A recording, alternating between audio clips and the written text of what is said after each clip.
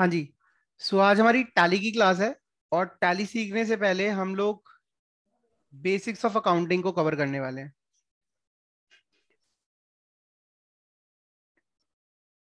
तो basics of accounting के अंदर जो हमारी फर्स्ट क्लास हो चुकी है उसके अंदर हम क्या कवर कर चुके हैं, एसेट्स और एक्सपेंसेस को हम कवर कर चुके हैं।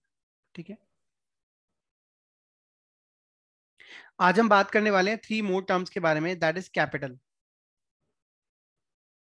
ठीक है। ये कैपिटल का मतलब क्या है? जब भी कोई ऑनर अपने बिजनेस के अंदर कोई भी रिसोर्सेज इन्वेस्ट करता है, कोई भी पैसा इन्वेस्ट करता है, वो कैश हो सकता है, वो स्टॉक हो सकता है, या एनी अदर थिंग, कुछ भी हो सकता है। ठीक है। तो उन सभी चीजों की जो वैल्यू होती है that is called capital. Let's say मैंने अपने बिजनेस के अंदर 10 लाख रुपए के रिसोर्सेज लगा दिए, चाहे वो कैश फॉर्म में या काइंड में। ठीक है। कैश मतलब मनी, और अदर काइंड का मतलब क्या है? कोई कैश के अलावा कोई और चीज हम लगा रहे हैं। तो जो भी पैसा ऑनर बिजनेस के अंदर इन्वेस्ट कर रहा है, resources invested by the honour.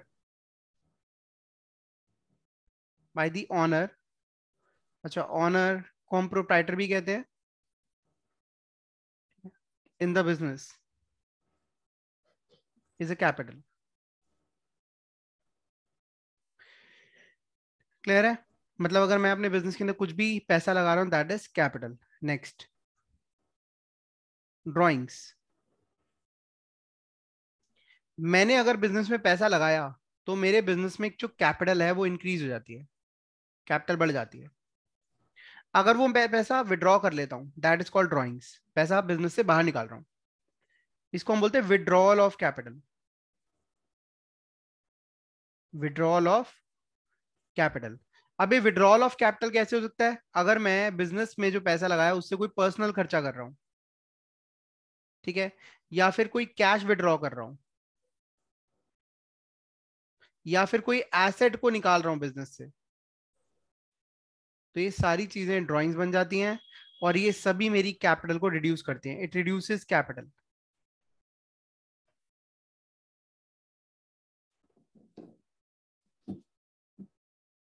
ठीक है जी। तो कैपिटल और ड्राइंग्स क्लियर हैं, तो हम आगे चलते हैं। अब टैली के अंदर कैपिटल और ड्राइंग्स इसी नाम से आते हैं। पैसा निकालोगे तो कैपिटल में जाएगा, और सॉरी डालोगे तो कैपिटल में जाएगा, और निकालोगे तो ड्राइंग्स में हम दिखेंगे। हाँ जी। इसके बाद हम आते हैं लाइबिलिटीज पर। लाइबिलिटीज का मतलब क्या होता है? एनी अमाउंट, कोई भी पैसा which is owed to outsiders. अगर कोई भी उधार लिया हुआ है, ओड टू का मतलब क्या होता है? उधार लिया। किससे लिया? आउटसाइडर से। आउटसाइडर का मतलब क्या होता है? ऑनर के अलावा, प्रोप्राइटर के अलावा हर पर्सन आउटसाइडर है। ठीक है। कोई भी एक्सटर्नल पार्टी। ठीक है। अब लाइबिलिटीज के अंदर अलग अलग कैटेगरीज हैं। जैसे कि मैं पहली टाइप ऑफ लाइबिलिटी की बात करता हूं, करंट लाइबिलिटी।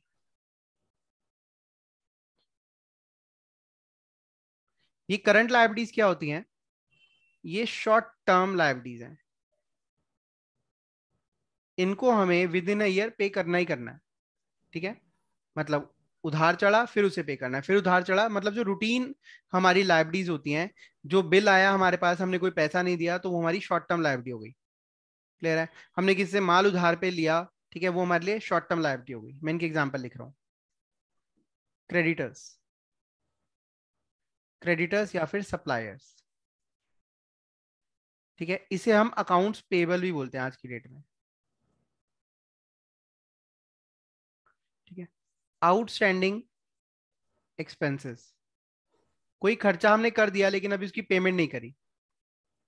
एक और चीज, एडवांसेस, एडवांसेस रिसीव्ड, ये भी हमारी करंट लायबिलिटी है।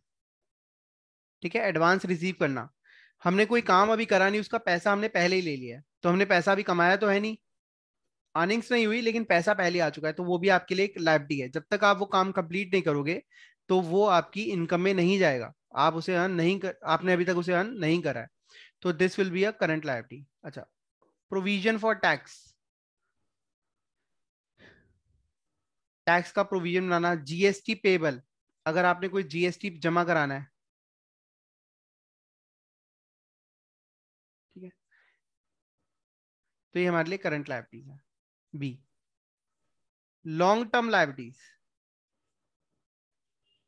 ऐसी लायबिलिटीज जिसको पे करने के लिए अभी हमारे पास समय है, ठीक है, मोर देन ईयर, एक साल से ज्यादा का समय है, इसको हम नॉन करंट लायबिलिटी भी बोलते हैं, ठीक है, non current liability.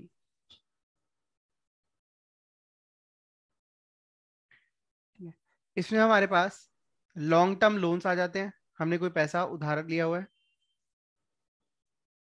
Long term loans और borrowings, long term provisions,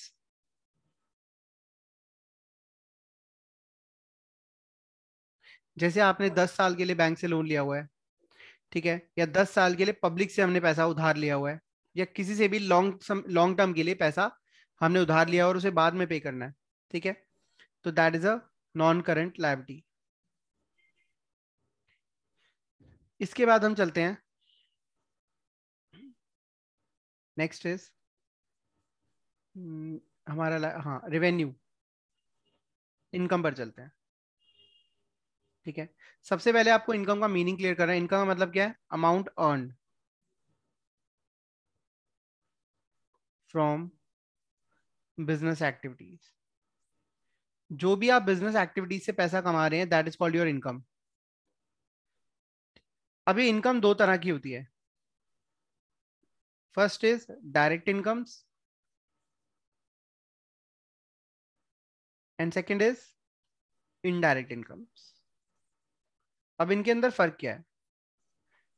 late से मैं एक ज्वेलर हूं, ठीक है, और मेरी दुकान पे जो सेल हुई है वो 10 लाख की सेल हुई है, ठीक है, इसके अलावा मुझे रेंट आ रहा है 2 लाख रुपए का, इसके अलावा मैंने एक कंपनी में पैसा इन्वेस्ट कर रखा था, वहां से मुझे डिविडेंड आ रहा है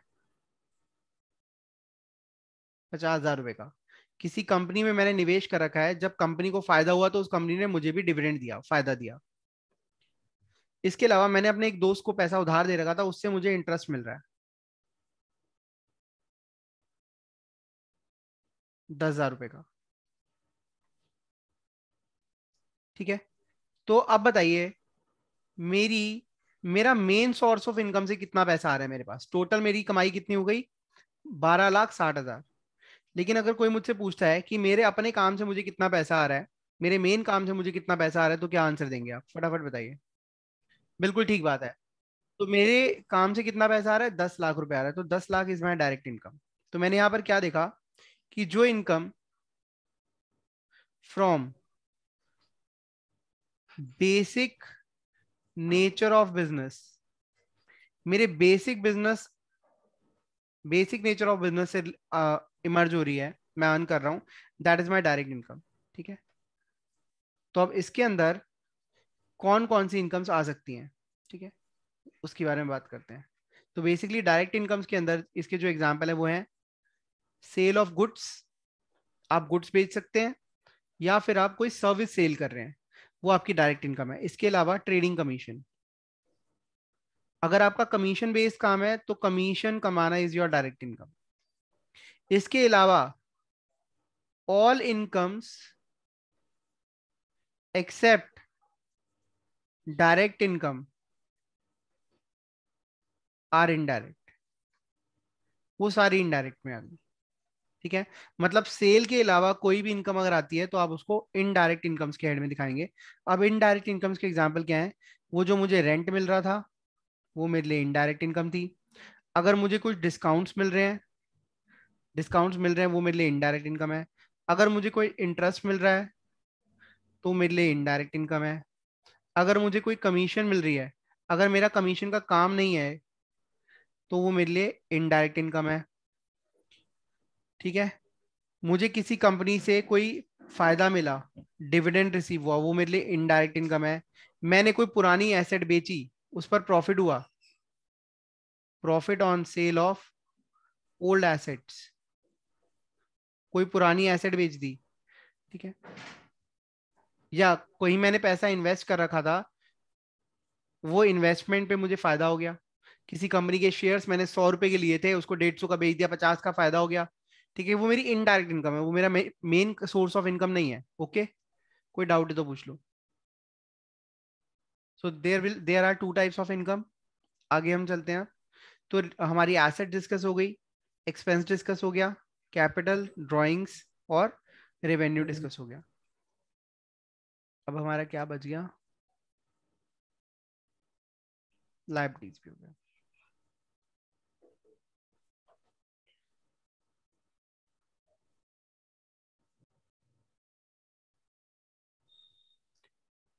हाँ जी, नेक्स्ट हम डिस्कस करने जा रहे हैं सेल और परचेज के बारे में। ये सेल और परचेज का मतलब क्या होता है? तो फर्स्ट ऑफ सेल की बात करते हैं। सेल क्या इंडिकेट करता है? सेल ऑफ गुड्स को या फिर सेल ऑफ सर्विसेज को।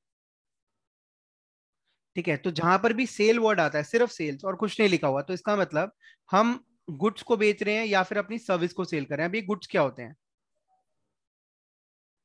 और परचेज के लिए भी बिल्कुल सिंपल मीनिंग है, परचेज ऑफ गुड्स और परचेज ऑफ सर्विसेज। हम गुड्स खरीदें या फिर हम सर्विस परचेज करें। ठीक है, सर्विस नहीं, गुड्स के लिए यूज होता है बेसिकली। अब ये गुड्स क्या है? गुड्स का मतलब वो items in which a business deals in and, या फिर इनको कह सकते हैं, और items which are purchased, which are bought, जिनको खरीदा जाता है for the purpose of resale. तो ऐसी वस्तुएं जिनको हम दोबारा बेचने के लिए खरीद रहे हैं। ठीक है, हम उनको अपने पास रखेंगे नहीं, हमारा काम ही है खरीदना और बेचना, उनको हम बोलते हैं गुड्स। ठीक है, it can be any item, कोई भी आइटम हो सकती है, पेन भी हो सकता है, ज्वेलरी भी हो सकती है, फर्नीचर भी हो सकता है, बिल्डिंग्स भी हो सकती हैं। ठीक है, जिसको भी हम रीसेल करें, याद रहे वो हमारा व्यापार होना चाहिए। ठीक है, तो items which are bought for the purpose of resale during normal course of business. Normal course of business मतलब नॉर्मली हम उस आइटम का सेल परचेज करते रहते हैं। ठीक है, तो उन आइटम्स को हम बोलते हैं goods.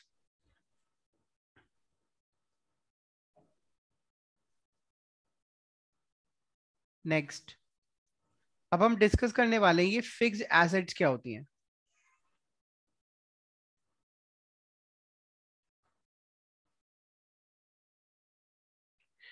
Assets which are purchased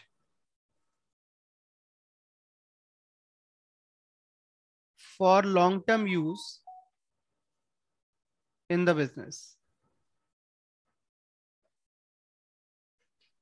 ऐसी कोई भी वस्तु, ऐसी कोई भी चीज जिसको हम बिजनेस में लॉन्ग टर्म यूज के लिए खरीद रहे हैं, वो हमारे लिए फिक्स्ड एसेट्स होती है। ठीक है, अब वो कौन सी एसेट्स होती है जिसको हम लॉन्ग टर्म यूज के लिए खरीद रहे हैं? इसमें लैंड आ सकता है, बिल्डिंग आ सकती है, मशीनें आ सकती हैं। हमारी इंटेंशन क्या है? इनको लॉन्ग टर्म यूज करना। व्हीकल्स आ सकते हैं, कंप्यूटर्स आ सकते हैं, फर्नीचर आ सकता है, और इक्विपमेंट्स आ सकते हैं, किसी भी तरीके के औजार हो गए वो आ सकते हैं। लूजफुल जिसकी भी लाइफ आपको दिख रहा है भाई लॉन्ग टर्म है। लॉन्ग टर्म का मतलब क्या होता है? जनरली लॉन्ग टर्म हम कहते हैं मोर देन अ ईयर। ठीक है, एटसेट्रा एटसेट्रा। तो वो सारी चीजें कहाँ चली जाती हैं? फिक्स एसेट्स की कैटेगरी में चली जाती हैं। Okay, next, current assets. ठीक है, assets which keeps on fluctuating.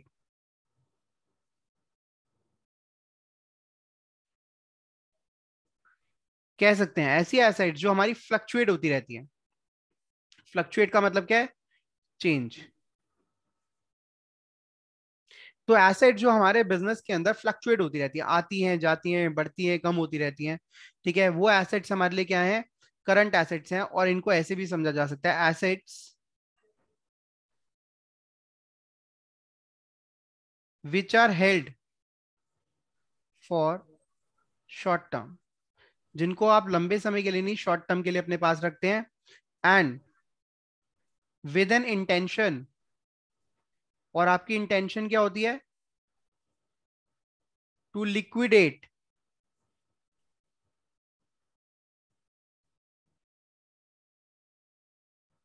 These assets shortly. ठीक है, इसका मतलब क्या है, ऐसी एसेट्स, ऐसी एसेट्स जिन्हें आप जल्द ही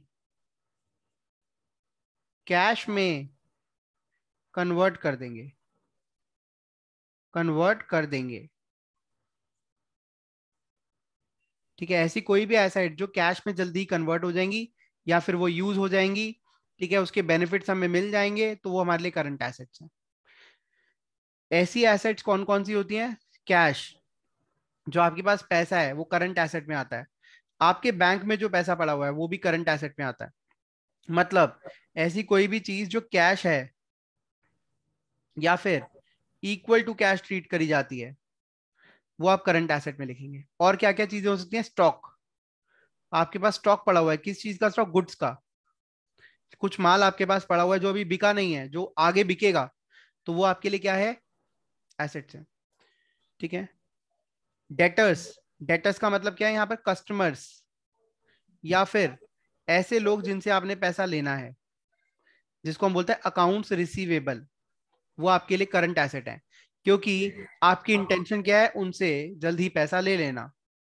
ठीक है, इसके अलावा प्रीपेड एक्सपेंसेस, ये प्रीपेड एक्सपेंसेस क्या होता है, प्रीपेड का मतलब होता है समय से पहले ही किसी चीज का भुगतान कर देना, पे कर देना।